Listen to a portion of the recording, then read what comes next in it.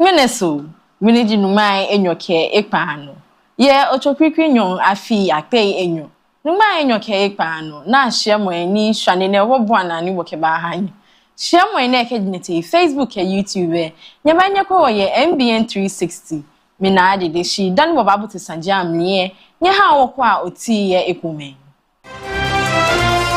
My feel ni omla wope here ewi ake mepi alo majority mi fite PAC shitamo ye ni amibele moniko sidie billion yomai ekpa akekpa anyohi Yeshka kedraili sajin amnie Ghana shkato hewulu alo Bank of Ghana kefodrang ake nongmeni Burkina Faso kefon ameo she no ji shiheri mochemo ke Ghana man Niye manse sajam ni hwe amane boy fele fang ake Marcos ewoshin ake mulo oyo baba oye bemli ni Philippines ke for John Chuka sora wahi wale na agba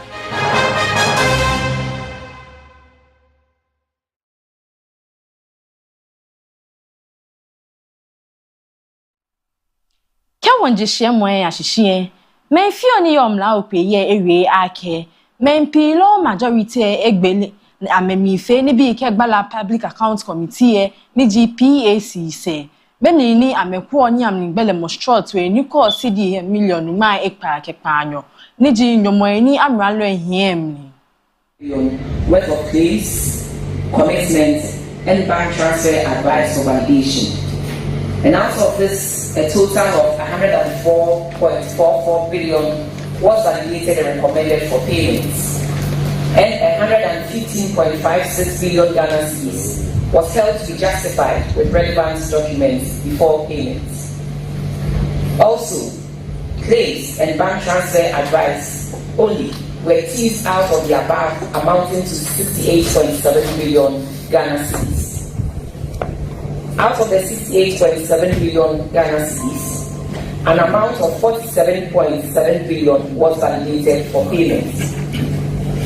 A significant sum of 10.3 billion was rejected outright, and 8.6 billion remains subject to further justification before any payments can properly be made. These are not small discrepancies. They raise serious questions about controls, documentation, and accountability in the management of public obligations. But let me be clear. This hearing is not about headlines. Neither is it about settling political scores. As a nation, we have been here before. Ladies and gentlemen, a similar exercise was conducted when the NPP took over power from the NDC in 2017. And this report was titled Report on the Auditor General on Liabilities of Ministries, Departments and Agencies as at 31st December 2016. The audit conducted for claims and bank transfer advice as at 31st December 2016 amounted to 11.8 billion Ghana cedis. Out of the amount, 6.3 billion Ghana cedis was validated and a 5.3 billion Ghana cedis was rejected outright, revealing comparable weaknesses. That history must guide us. It tells us that the issue is not occasional. We see it whenever there is a change in government and stock of liabilities are to be validated. This is structural, and that is precisely why we must approach this process with discipline, fairness, and clarity of purpose. Maye nyelo John Baman mama ena kunim yelimu ye bile masane komli bemli ni UN General Assembly to mlashishi ke ha samwe ye transatlantic slave trade ni majin yu ha kome numa enyoke etefo oshiki kewa. I thank the distinguished representative of France. We have had the last speaker in explanation of vote before the vote.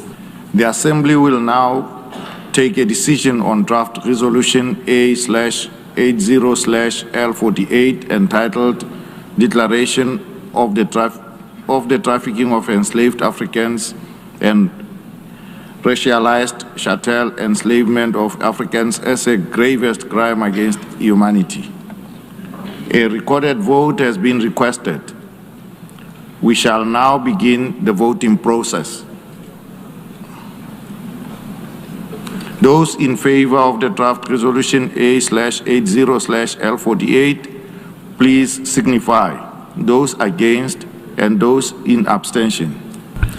The Assembly is now voting on draft resolution A/80/L48 entitled Declaration of the Trafficking of Enslaved Africans and Racialized Chattel Enslavement of Africans as the gravest crime against humanity. Will all delegations confirm that their votes are accurately reflected on the screen? The voting has been completed. Please lock the machine.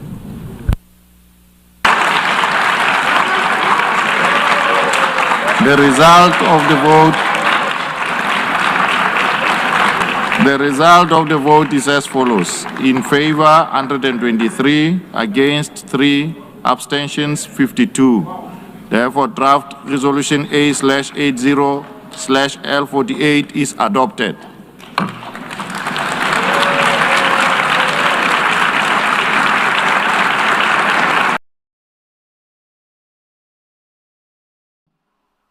Kewon chashie moe ano mansolo ni kwa manse sanjin ano Samuel Okujeto Ablakwa ke Adafitswaa loyina sanegba kenye UN oshikifo ke yoses transatlantic slave trade ake eshamu ken shigbomo adisase ni na ano ni ewie. With the adoption of this resolution A/80/L48, we have not simply passed a text, we have affirmed a truth. We have chosen remembrance over silence, dignity over erasure, and shared humanity over division. We have advanced the cause of justice, and we have done that so emphatically. Those who voted in favor, 123 member states of the United Nations. 52 abstained, and only 3 voted against. This is an emphatic victory for justice. And our ancestors, Africans, and all people of African descent are today honored that our humanity and our dignity have been restored. Let me, on behalf of the African Group, express our profound appreciation to all member states who supported this resolution. We wish to thank those who engaged in its consideration in a spirit of dialogue, reflection, and good faith. We acknowledge that views differed during this process, and we note the positions taken by delegations that were not in a position to support the resolution at this time. The adoption of this text is not an arrival at a destination, but rather a major step in our ongoing journey and collective conversation for reparatory justice. We remain committed to continued engagement with all member states in the shared spirit of cooperation. Yesterday, His Excellency, the President of the Republic of Ghana, who initiated this landmark resolution, talked about the importance of language, how it shapes our understanding of the past and our vision for the future. Today, through this resolution, the world has spoken with clarity and truth.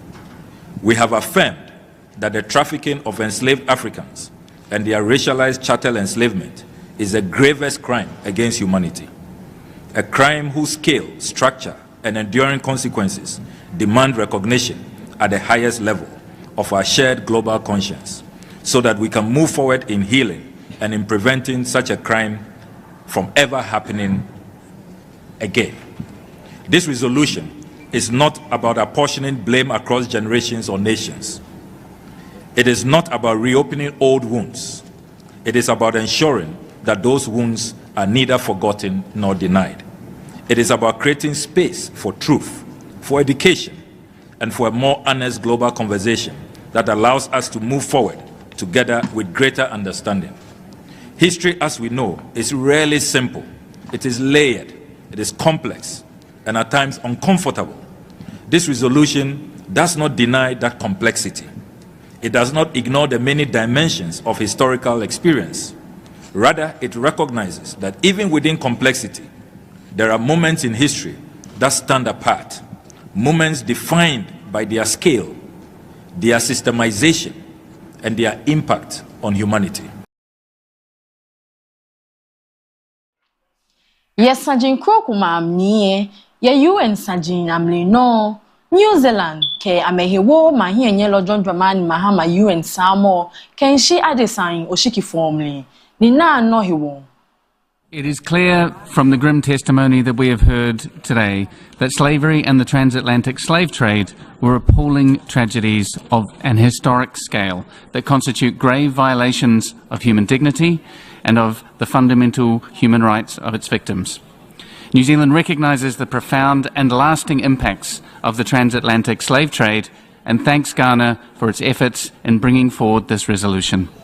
We acknowledge the historical legacy of the transatlantic slave trade and its lasting impact on many member states, and we welcome the importance placed on continuing education and awareness raising and the increased attention that commemorative events have brought to the issue. New Zealand supports proposals for meaningful, truthful and respectful dialogue among those most impacted, including reparatory justice and reconciliation through appropriate frameworks. We encourage the continued promotion of comprehensive educational programs, memorialization initiatives and research on slavery, the trafficking of enslaved Africans and racialized chattel enslavement of Africans and their consequences. We had hoped to be able to vote in favour of this resolution, but regrettably New Zealand was not in a position to endorse all aspects of the text presented today.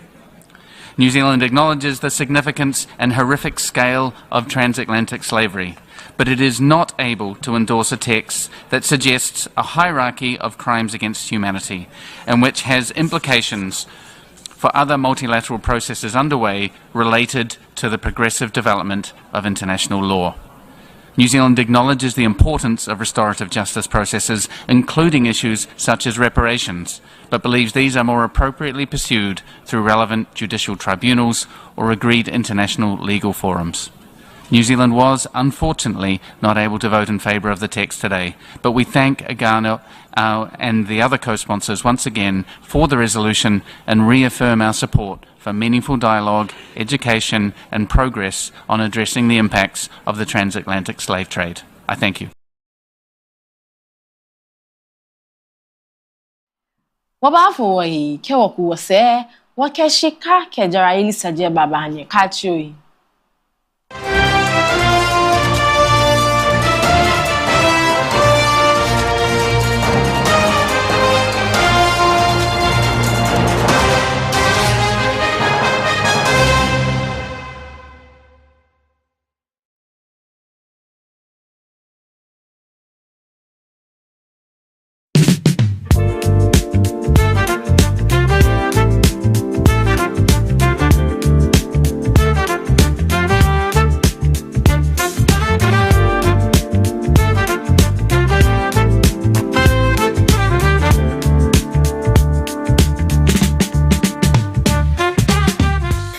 Mbn Adafitswaa from Ejahima. Sawuba Mbn Adafitswaa from 0245 882128. Mbn Adafitswaa coming home na yendi eja at the right place.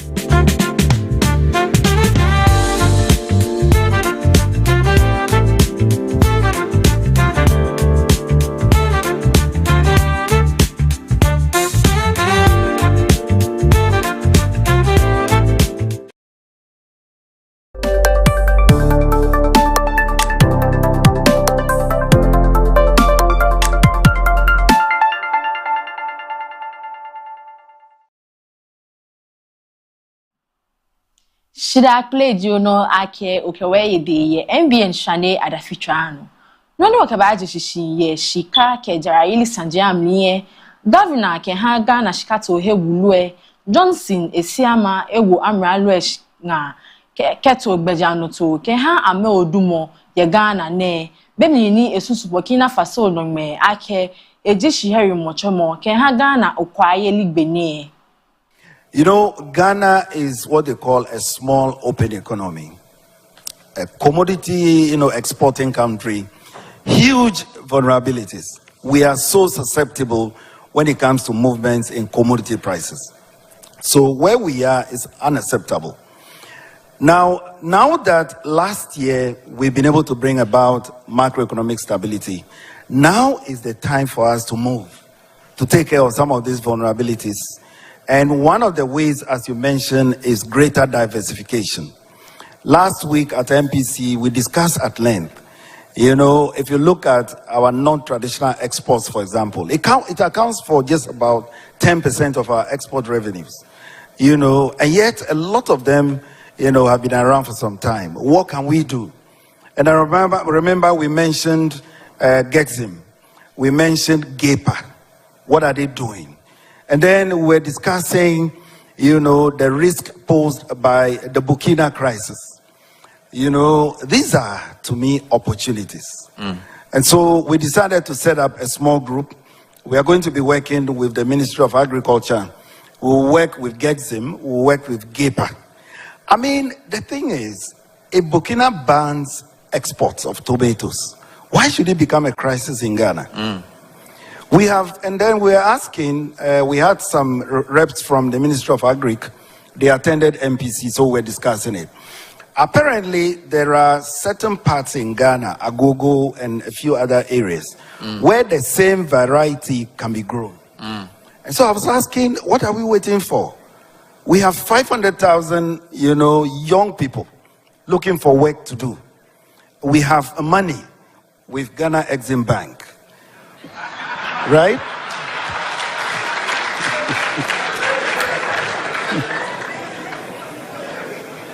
And we have the varieties, onions. They told us onions take about 3 to 4 months to mature. And so I said, what are we waiting for? The Burkina issue is actually a wake-up call. And in fact, Gexim, we were going to give you a call. Because we believe from this year, enough of MPC within our buildings. We are all going to descend and get this thing solved.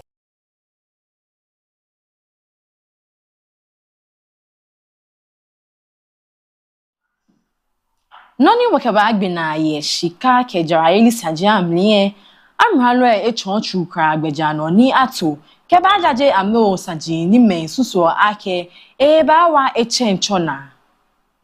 So we are doing two things to be able to resolve the situation.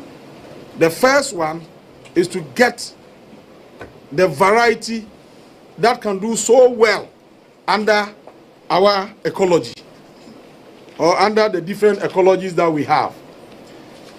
And to be able to deal with this, we invited Waki of Legon, and they have agreed to coordinate all the other research agencies to produce for us that variety that can give us the yield that we are looking at.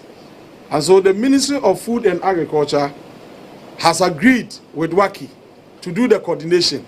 And the assurance is that within the few months ahead of us, they will be able to get us the seed variety that will be able to give us the output that we want to see. In fact, we estimated that if nothing at all, we can get about 15 metric tons per hectare when all the other factors are in place. Then, regarding post-harvest losses, when we assumed office, we launched the Vegetable Development Project. This project was launched by His Excellency, the President of the Republic of Ghana, some months ago. It was launched in the Ahafo region. And this project is anchored on 3 specific pillars. The first one is the seed, getting the farmers the right seed with all the other inputs, the fertilizers and other things. And then the second one is irrigation, that will provide irrigation infrastructure to ensure all year-round production. And the last one is the marketing, where we can bring the buyers to the farmers on the farm in order to minimize the post-harvest losses. We launched the program in the Ahafo region, and in that area, we are doing 60 hectares of land under irrigation, and we have asked the farmers to form clusters. We are giving them the seed, we are giving them the fertilizer, technical advice, and indeed we are producing 60 hectares of land in that area. From that place, we went to Fetenta in the Brekum West district, Brekum West. That area too, we are doing 60 hectares. We are draining the boreholes, we are mechanizing them, we are pumping water to the field to ensure all year-round production. And this year, we are ready to move to Tiobodom. Procurement processes are almost complete, and very soon we'll get the contractors to move to site.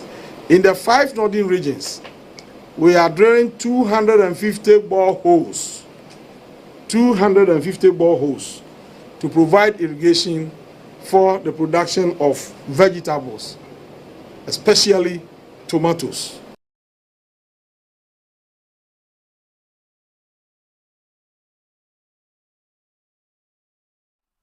Wabafo wahi kewa kuwase wabaya manse ni wayakwana ni ete no ejeme.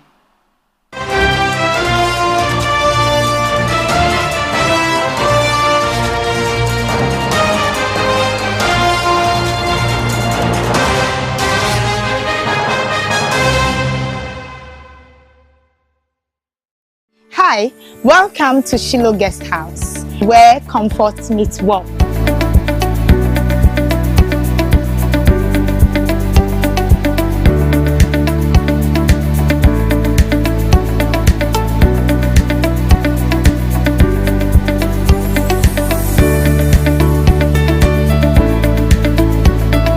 Our serene environment and cozy rooms provides a pleasant stay.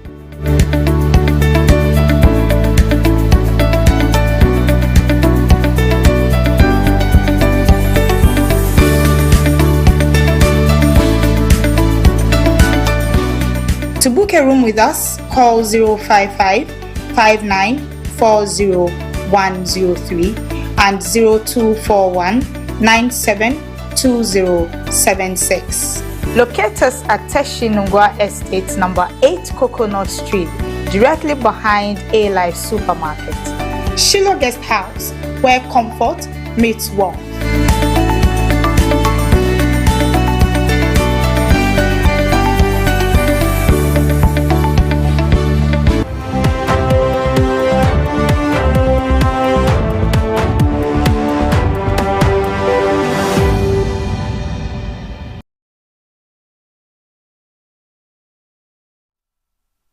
Noni wakabaji shishi kegbina ye manse sajam niye Philippine manye nyelo Ferdinand Marcos ewe ake chuni nketa o he ikrokume nimu lo oyoyo face ni ekema wo state of national energy emergency lo true kamle ake na jemo ke hata ni ya no ye Iran. It is a very specific and a very precise emergency. It is an emergency of the energy sector, the supply of energy, and the prices of energy. That is why it is we declared not a general state of emergency, but a state of energy emergency. I'd like to stress that point, that it is the energy sector that we need to declare as an emergency sector. Because of the war in the Middle East.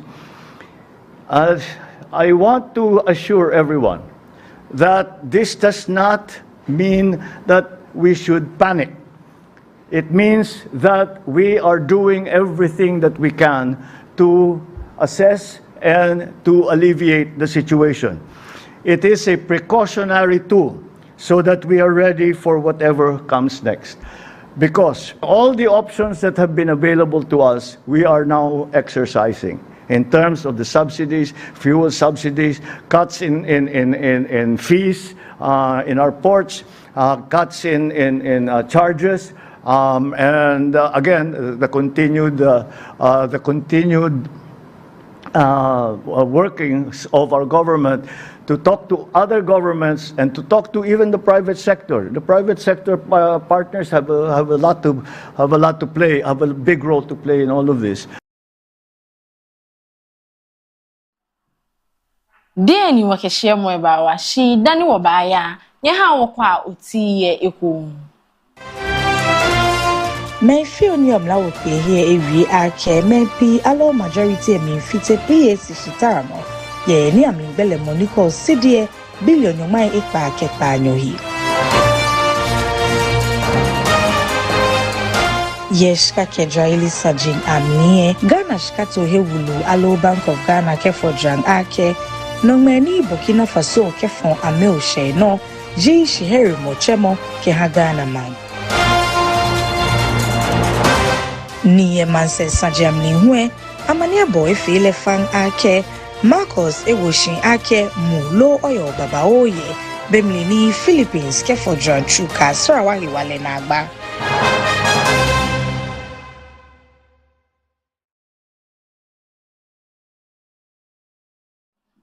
mi moni nke hye mo e banyegbenoji na adede kechi ofefe edwomo wo ba pe wo ne ke biami nyen wala don ke wo kwemo